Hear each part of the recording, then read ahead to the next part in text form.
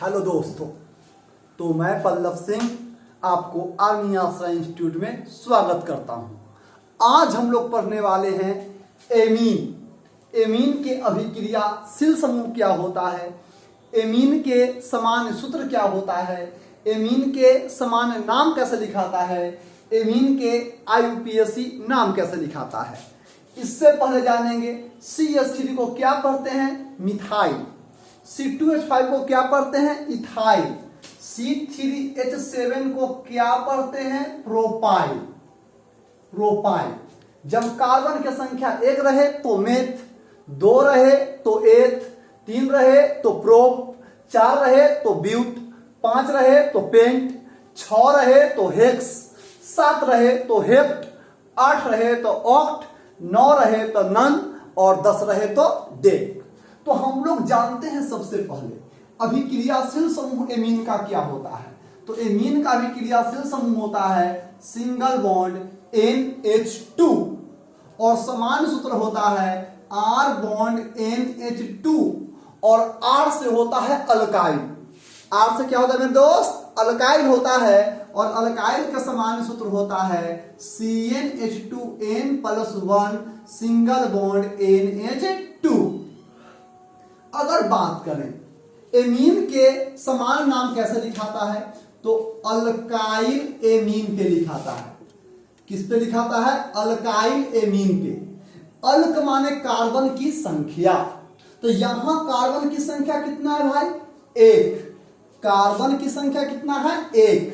और जब कार्बन की संख्या 1 तो लिखेंगे कौची, मेथ। क्या लिखेंगे, मेथ। और क्या हो जाएगा, इसके साथ क्या लगाएंगे, YL, तो मिथाइल। और क्या जोड़ देना है, एमीन जोड़ देना है। यहां कार्बन की संख्या कितना है, 2। और जब कार्बन की संख्या 2 तो क्या पढ़ेंगे, एथ। क्या पढ़ेंगे, एथ। और क्या लगा देना है, YL, तो इथाइल। और क्या हो गया, एमीन। अब जरा देखो कार्बन की संख्या 3, कार्बन की संख्या 3 तो क्या लिखा जाएगा, प्रोप। क्या लिखा जाएगा, प्रोप। और YL प्रोपाइल। और क्या जोड़ देंगे, एमीन। तो आप लोग को कॉमन नेम बहुत ही सरलतम ढंग से समझ में आया होगा। अब IUPAC नेम लिखते हैं। IUPAC नेम लिखते हैं एमीनो अल्केन पर। एमीनो सब में आपको जोड़ना है, एमीनो अल्केन। अल्क माने कार्बन की संख्या, यानी कि एमीनो आपको जोड़ना पड़ेगा, एमीनो। अल्क माने कार्बन की संख्या। कार्बन कितना है, 1। 1 तक क्या हो जाएगा, मेथ। 1 तक क्या हो जाएगा, मेथ, मेथ। और ANE, ANE, एमीनो मीथेन। यहां देखो कार्बन आगे तो एमीनो तो लगाएंगे ही लगाएंगे, एमीनो। कार्बन 2, कार्बन 2 तक क्या हो जाएगा, 8। कार्बन 2 तक क्या हो जाएगा, 8। और ANE, एमीनो इथेन। कार्बन कितना है, 3। और कार्बन 3 तक क्या हो जाएगा, आगे तो एमीनो लगाएंगे ही लगाएंगे, एमीनो। कार्बन 3 और कार्बन 3 तक क्या हो जाएगा, प्रोप, प्रोप। और ANE, एमीनो प्रोपेन।